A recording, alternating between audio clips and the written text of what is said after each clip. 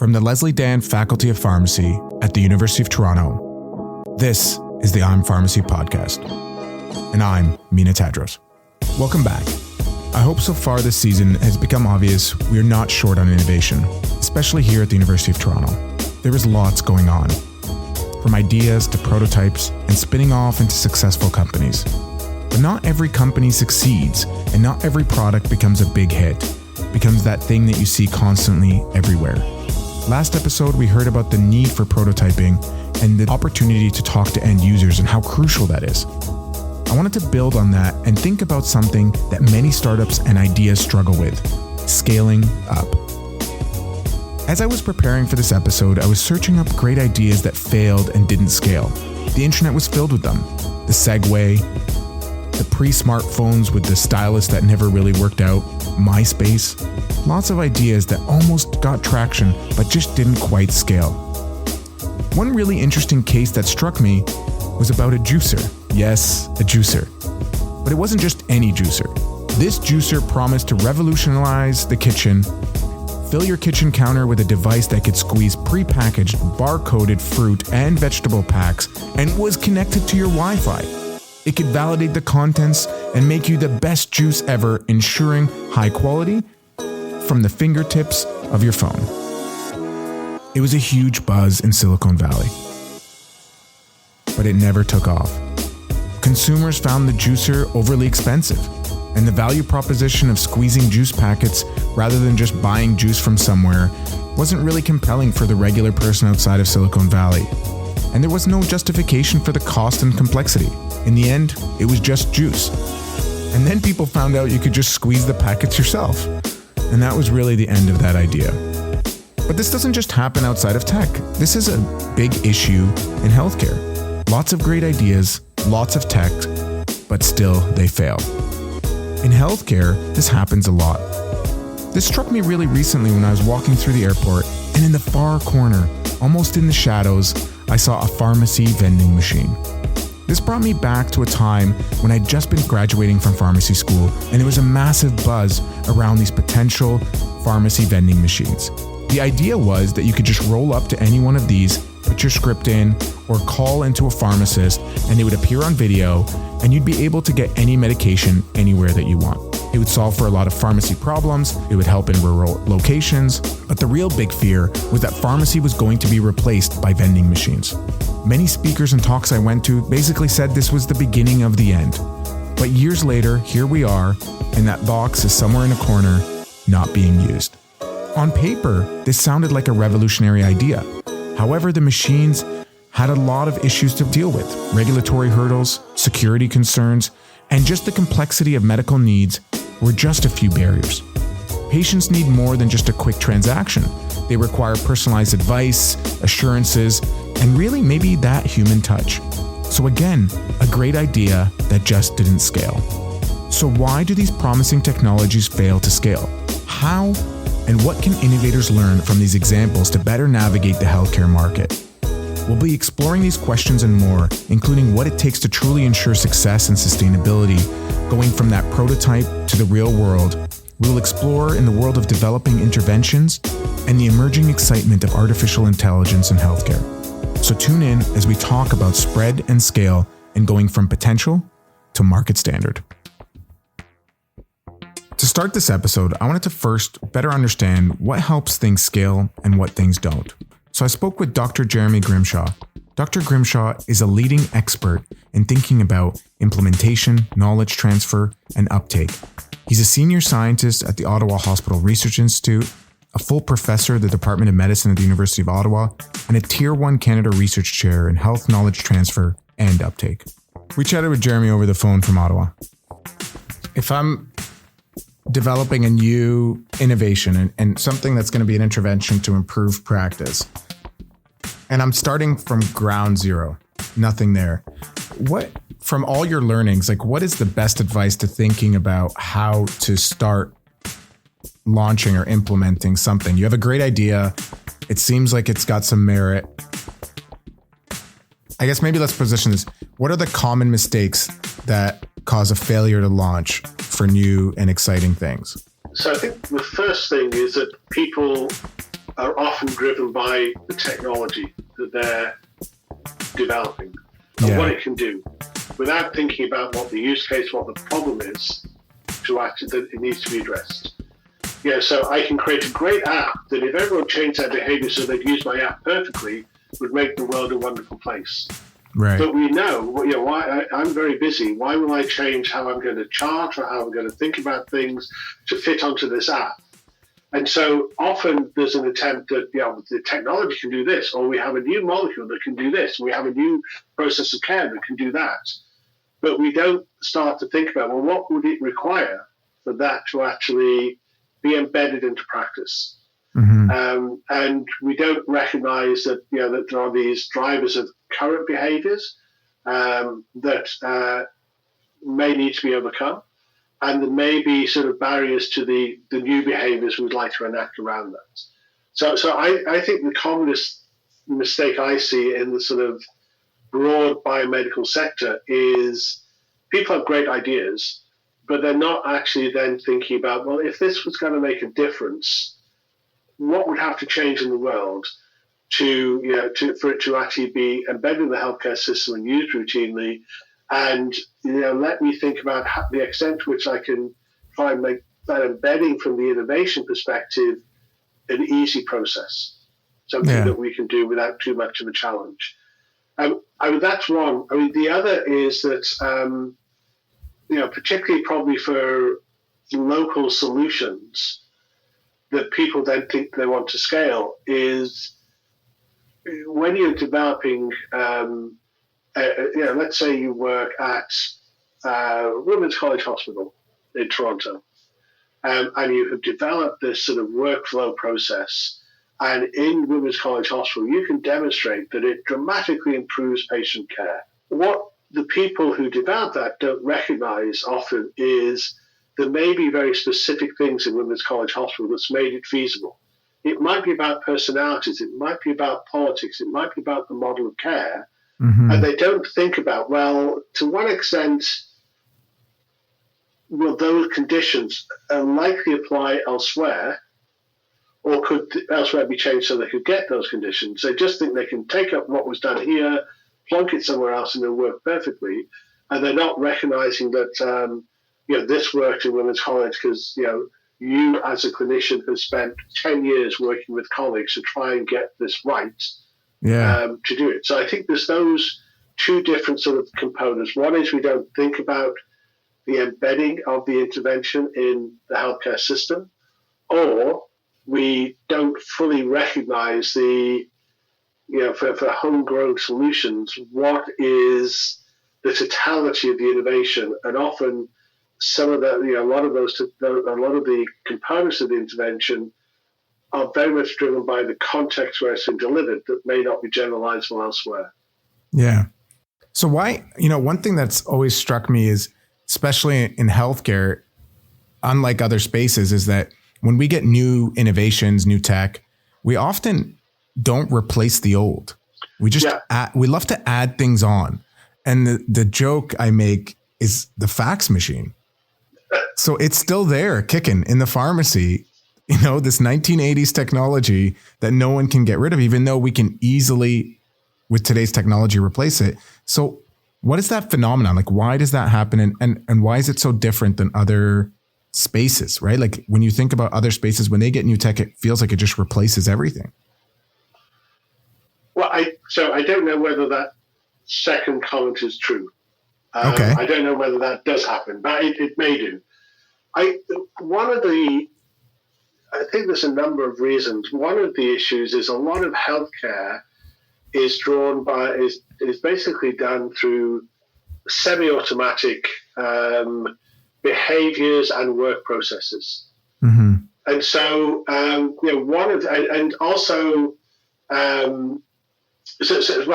start with that and I'll come back to the fax machine.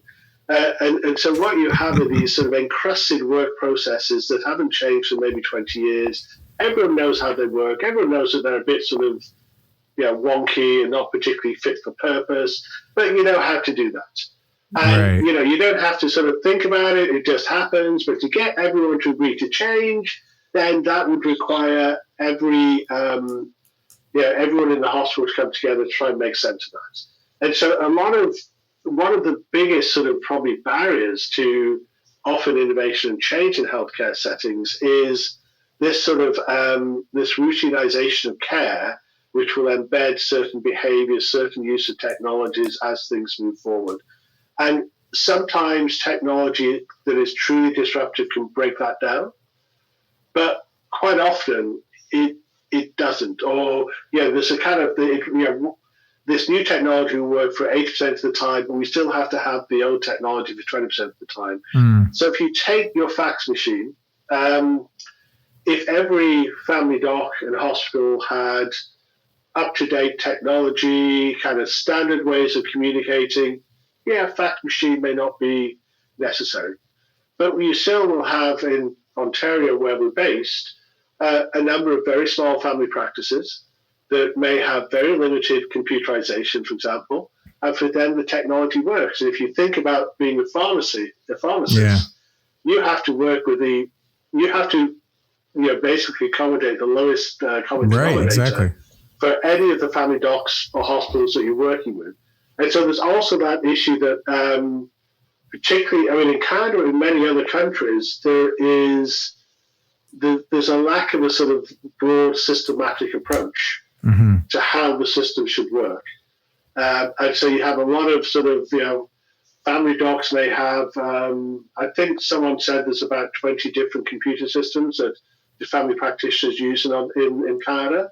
So, there's going to be interoperability issues, there's going to be different functionalities.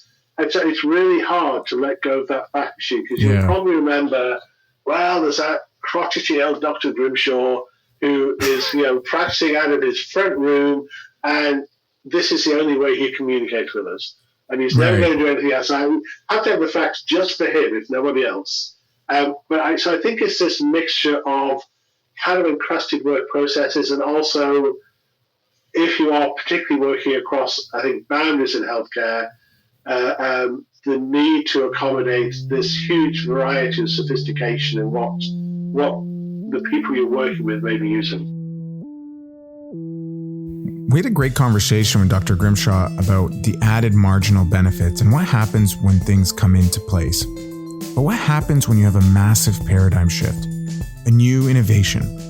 And nothing feels bigger than AI these days. To explore this, I chatted with Dr. Mohammed Mamdani. Dr. Mamdani is Vice President of Data Science and Advanced Analytics at Unity Health Toronto and Director of the University of Toronto's Temerty Faculty of Medicine's Center for Artificial Intelligence, Education and Research in Medicine, TCARM. Dr. Mamdani's team works at using advanced analytics, including machine learning and clinical management decision-making to improve patient outcomes.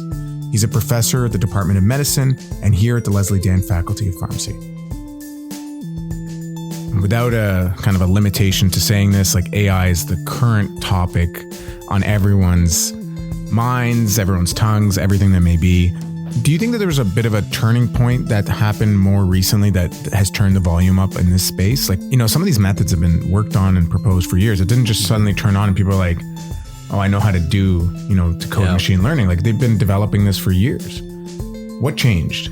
2017, paper that was published on transformers, the transformer architecture. It's a paper that was published by Google and an undergraduate computer science student at the University of Toronto. Yeah. And that really was the foundation and genesis for things like ChatGPT and OpenAI, right? We've gotten a lot of buzz around ChatGPT and OpenAI. Right. And you think like chatbots and that sort of stuff, wow, they're new. No, they've been around since the 1950s. Right? Yeah. So it's not anything new, but the problem is they haven't really performed very well in the past. Yeah. And the reason why they haven't performed very well is because we haven't really had transformer-based methods in the past or architectures in the past. Okay. And the game changer has been that what transformer-based approaches enable is much more context and this perception of understanding by the machine. And that was a game changer. Where before, prior to this, You'd call up an organization and it would say, press 1 for X, press 2 for Y. And then it would actually try and talk to you to say, what is your issue? And it would never understand anything really in a meaningful way. Or it would give you responses. You have some chat boxes that give you responses that were unintelligible. Mm-hmm. And it's because they were limited. They said, all right, well, I'm going to predict the next word based on the past 4 or 5 words, or maybe the past sentence or a couple of sentences or so. It's fairly limited. But what transformers enable you to do is to say, well, okay, what if we looked at the past sentence, the past paragraph, the past chapter, the past book, the past 1,000 books? Now let's predict the next word. Right. It's much more powerful and much more accurate. Is there a moment for you that was a turning point where you saw the potential in this? Yeah. Yeah, I think there were a few. To me, the rubber hits the road when you can fundamentally change people's opinions and them become reliant on something to do their day to day, because it's that valuable and it's that good. Mm. So when we decided we would go on this AI journey, it was earlier in the game. It was before the whole transformer based publications and the ChatGPT stuff came out. Our kind of fundamental mindset shift was, we are not going to do pure research. Research has to be the foundation of what we do, but it cannot be pure research. It has to be applied work that gets into clinical practice. Mm-hmm. That's what we have to do. And that is really hard. Right. But when we started creating solutions, we've deployed over 50 of these solutions into clinical practice now. When we started deploying these solutions and started seeing quite a few of them gain a lot of traction, where people were just like, wow, how does it do that? It's just really helping me make decisions. And I'm not going to be happy if I don't have this as my day-to-day helping me make decisions. That's where the turning point was, to say this stuff is actually pretty good. Can you think about an intervention that was the first time you heard that from a clinician? Yeah, I would say one of the first projects we took on, I mean, there are lots of moments, I guess, but one of the first projects we took on was actually an operational project from a few nurses in our hospital. And they were struggling with a fairly simple but very mundane task of, how do you assign nurses to the different zones in the emergency department? Okay, interesting. And yeah, that's what we thought. We thought, really, actually, I guess it's interesting, but it sounds like a spreadsheet. Sounds like, exactly. And they said, yeah, it is. It's on Excel, and that's how we do it now. Yeah. And we do it on paper as well, and it just is awful. Right. And we asked, well, how big of a deal is it? Like, how difficult could this be? And they said, you have no idea. It's one of the top 3 stressors. Wow. And there are so many rules that we have to follow because of unions and because of logistics and learning and all that sort of stuff. It's like the seating chart at a wedding. Exactly. Yes. That's a good analogy to it. This person doesn't like this person. This person used to date this person. You know, you can't okay, all right, I get it. Exactly. So, you can imagine doing this on a daily basis. Yeah, this sounds frustrating. Yeah. It does. And when we asked them, how much time do you spend? They said, team lead, so just senior nurse, 90 minutes a day. Wow. Yep. Our clerks, a little over 2 hours a day. And we also asked, well, how often do you get it right? Do you breach these rules? And they said, probably over 20% of the time. Wow. Yeah. And that's where we said, okay, well, that's probably not a good use of your time, and you're clearly not very good at it. Yeah. So how do we actually make this easier for you? So we created a solution where it was basically a fairly sophisticated optimization algorithm, person level optimization. But basically what it does is it kind of watches all the nurses. So it knows who worked where, when, with whom. Yeah. It applies all the rules, and you click a button and it'll do your assignments for the next 4 days.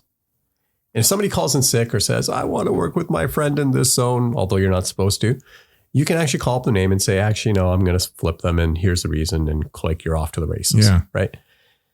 So we deploy this, and the nurses start calling it the robot, because now it's not personal anymore. It's this AI thing that's making decisions that we can blame. So I have nothing against you as a person. Look, I would love for you to work with your friend, but hey, I mean, that's a robot doing it, right? Yeah. So it took a lot of stress off their hands.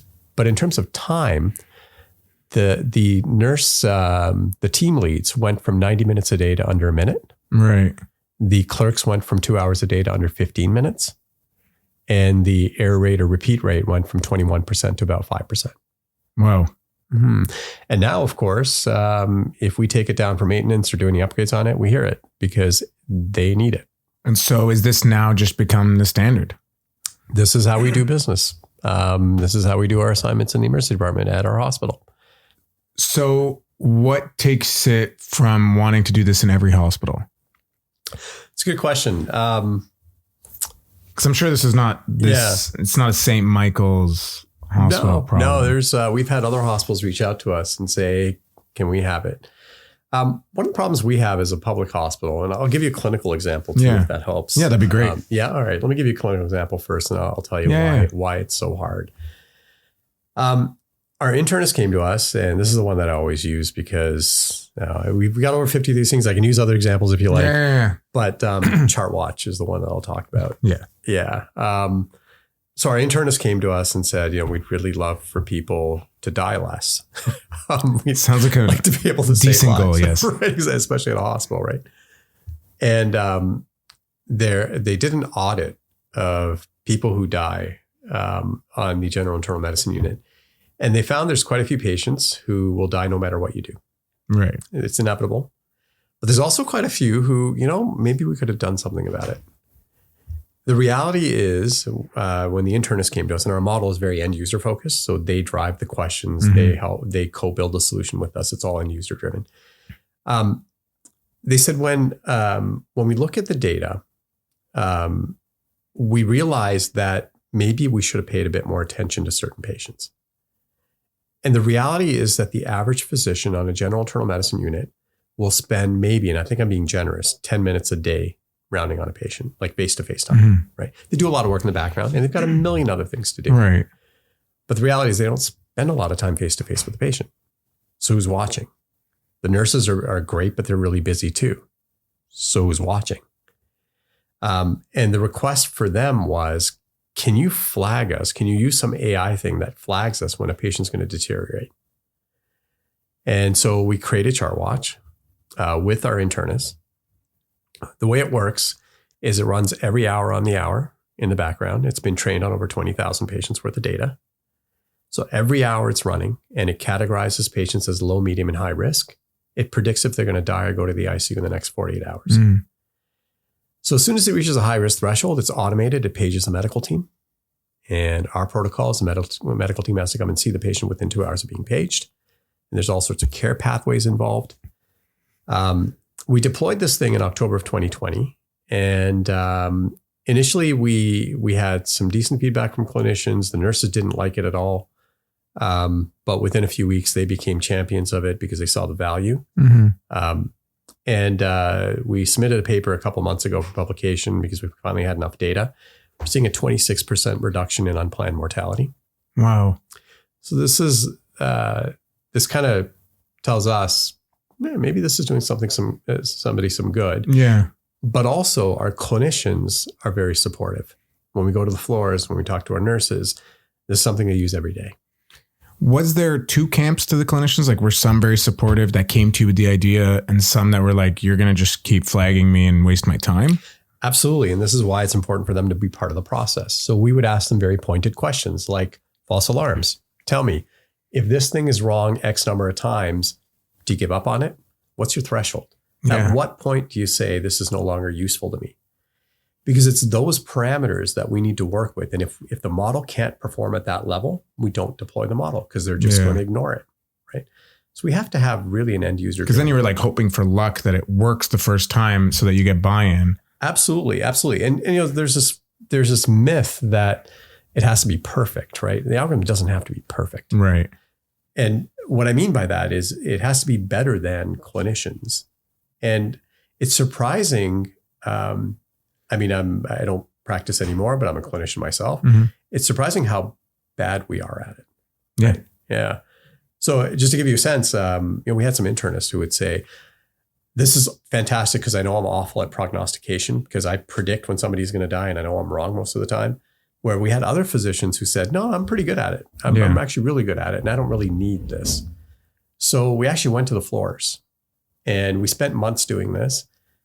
We went and we asked, not hypothetically, but this is a patient you're following. You just finished rounding on this patient. You know this patient. tell me if you think they're going to die or go to the ICU. And we collected over 3,000 clinician predictions. And we found that when a clinician says this patient's going to die or go to the ICU, they're right less than a third of the time. So if you figure, all right, well, the model doesn't have to be perfect. It just has to beat what seems to be a fairly low bar. Right. That's not as hard to do.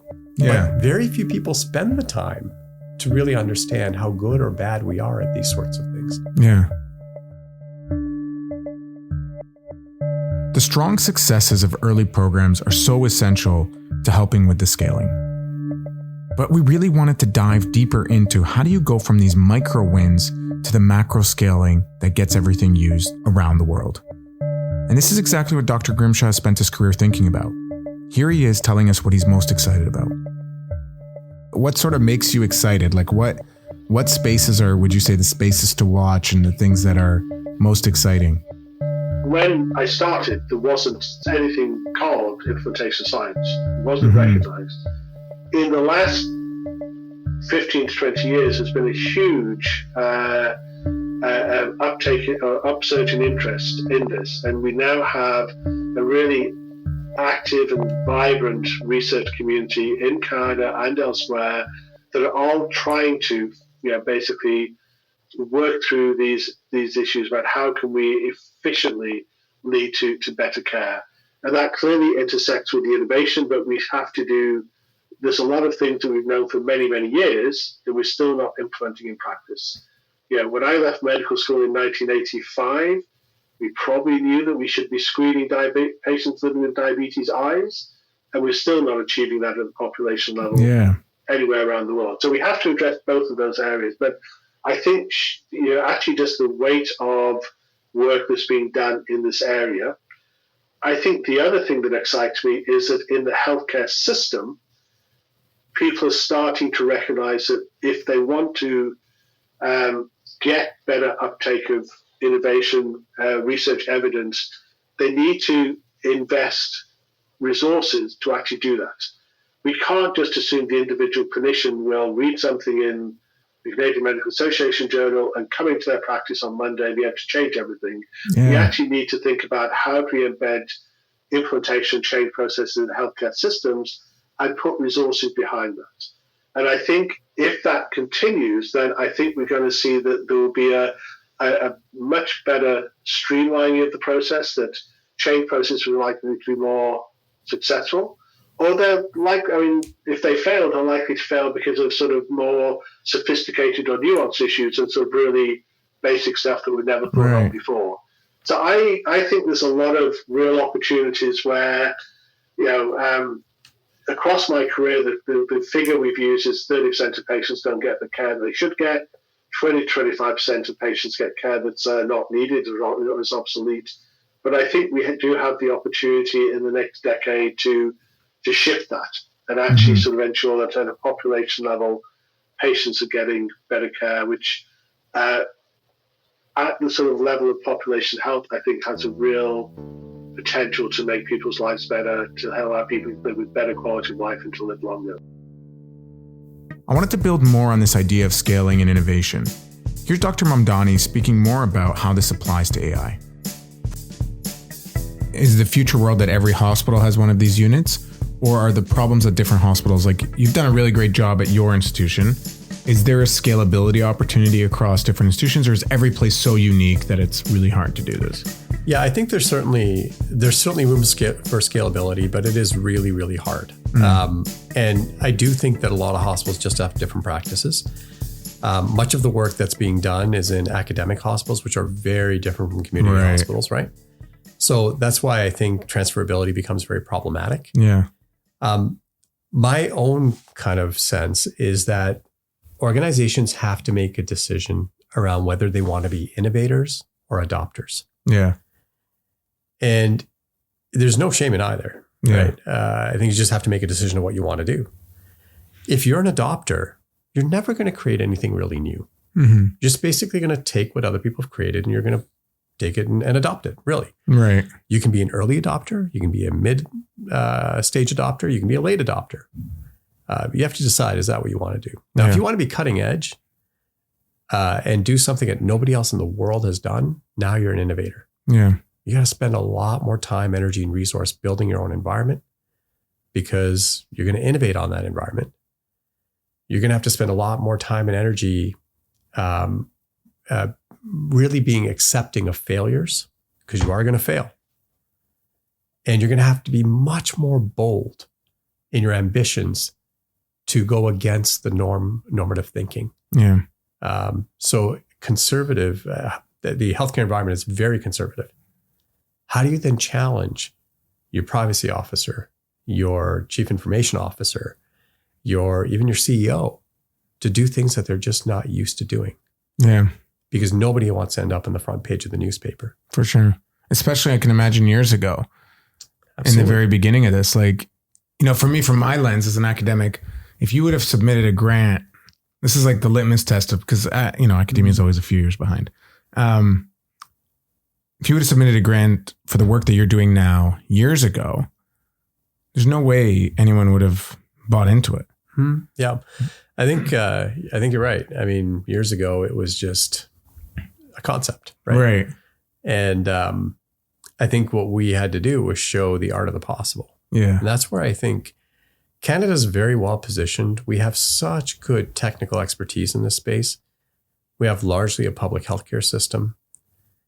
We have data assets a lot of countries don't have. Our pieces are there. But what I often tell people is the one thing we often are missing is courage. Yeah, we don't like moonshots.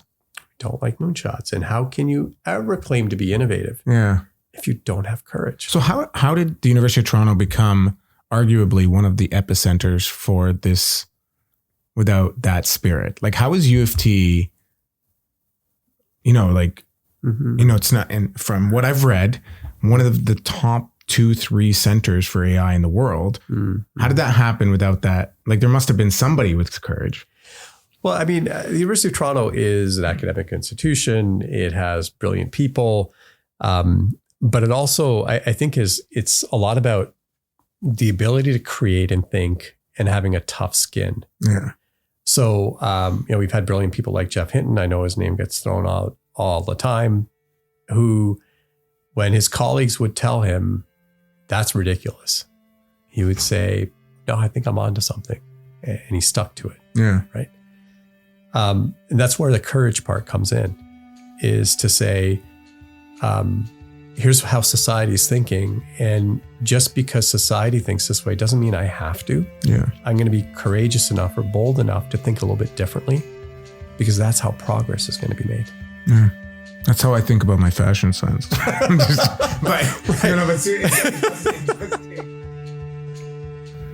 All right. All jokes aside, scaling is not just about growing bigger, but growing smarter and understanding your end user, which has been a theme throughout this season. You have to be considering the full range of impact and how it's essential to understand this to build for success. Ensuring that your technology meets the needs of those it's designed for and anticipating the implications are really important steps. One thing that was really eye-opening in the conversations was that the adoption and scaling isn't about the early adopters, the first people to use the technology, but rather thinking about the average and even thinking about the laggards. Yes, even those people that still love fax machines. We need to consider all of them to think about how we can make a movement and ensure uptake to make change in healthcare. It's not just about the excitement of the technology itself, but about the people who use it and the world it gets to change. Scaling up and beyond. This episode of the I'm Pharmacy podcast was produced by Steve Southon, Kate Richards, and me, Mina Tadros. Musical accompaniment was from Steve Southon and Diego Martinez. This episode was edited by Steve Southon. Special thanks to Dr. Jeremy Grimshaw and Dr. Mohammed Mamdani. Just a quick reminder, make sure to subscribe to this podcast wherever you listen to podcasts. And if you don't mind, leave us a 5-star review. We'll be dropping new episodes every single month, so make sure to subscribe wherever you listen to your podcasts. Stay safe and keep asking questions. Catch you at the next episode.